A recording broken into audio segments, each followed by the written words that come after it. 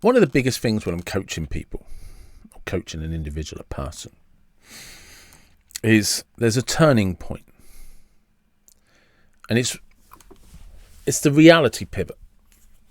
And what I mean is that sometimes the hardest lessons you learn in life are from uncomfortable facts. Maybe somebody cheated on you, maybe you didn't deserve it. Maybe you were a piece of shit, maybe it's all your fault. But you're still broke, you're still heartbroken, and you don't have a plan. Maybe your life sucks. Maybe you could do more, maybe you're a loser. Maybe the world isn't fair. Maybe you haven't had any lucky breaks. Or maybe you're just lying to yourself. And the common denominator is you.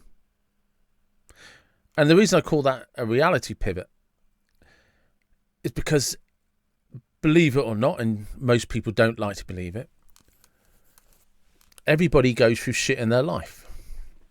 I have some very, very successful friends. Extremely successful friends. They probably earn fucking amazing money. You would not want to work their hours. It's inhuman, the amount of hours they have to work. And I have friends who don't appear to have anything, and they're really happy. But they literally don't have anything. They don't have a car, they don't go on holiday, don't own anything. But they appear perfectly happy. Until you get talking to them, then they always moan about what they don't have and how lucky someone else has been. And you will always, all of us have met somebody or know somebody who's always complaining or starts moaning about how lucky someone else has been. It's all right for them because I used to train in a gym, and for a while I trained with this girl. Phenomenal trainer. Fantastic. The amount of times she'd come in ranting and complaining because somebody had said to her, talking about her fitness regime, the diet, it's all right for you, you're lucky. Yeah. Had nothing to do with luck. Disciplined in the diet, turned up and trained every fucking day, even if she'd worked a night shift. No luck involved. Zero luck. Just dedicated. Wanted it enough to be uncomfortable to go after it. And see, and this is the thing, you see. It's not that you're unlucky. It's not that they're lucky. And these are the hard lessons about life, the uncomfortable facts. Your reality is your reality, and the common denominator of your reality is you. And you make your own luck. And guess what? That comes with absolutely no guarantees. The universe gives zero fucks how hard you work and whether or not it's going to work out.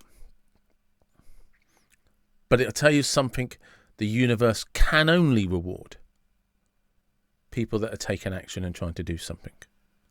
If you're not taking action, if you're not trying to do anything, then nothing is going to happen to you. Nothing. And it's that age-old cliche. If you want to win the lottery, you have to start by buying a ticket. But if all your eggs are invested in the only happiness you'll have in that life, that basket, is if you win the lottery, you're probably fucked. Because the odds and chances of it happening are slim. Slimmer than a Rizzler paper. You got no chance, probably. But it doesn't mean you shouldn't buy a ticket if you'd like to one day win the lottery. If that's a dream, you have to purchase the ticket. It's the cost of entry. There is a cost to everything. It's not a sacrifice. If you want to be successful, you have to work hard at something for it to be of value to other people, that they will pay for it. It's not a sacrifice. That's the cost. That's what it costs you. The first cost is the risk, to take the chance. The second cost is the criticism, the feedback. The third cost is the value, the hours, the years. Sometimes you're not paying for a skill set, you're paying for a knowledge set. the hours that somebody's put into something, the conversations they've had, the courses they've done, the studying they've done. Forget the fact they might just be gifted in a particular way. For them to rise to the top of to be the tallest tree in the forest, they had to do more than everything else, more than everybody else. But it wasn't by sitting around doing fuck all. Nobody got that lucky.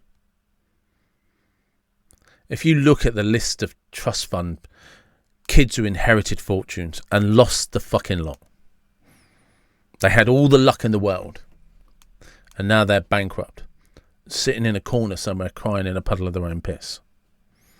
Because it turned out they weren't that bright and didn't know how to handle the money. It happens to everybody and anybody. You can even have the most astute business person out there who just has a bit of bad luck and loses millions and ends up bankrupt. It happens to the best of people. There are no guarantees. There are no plans. But if you want something, only you can go after it. And that's the uncomfortable fact. That's the harsh lessons of life. It's on you with no guarantees. And the universe doesn't give a fuck if you think it's fair or not.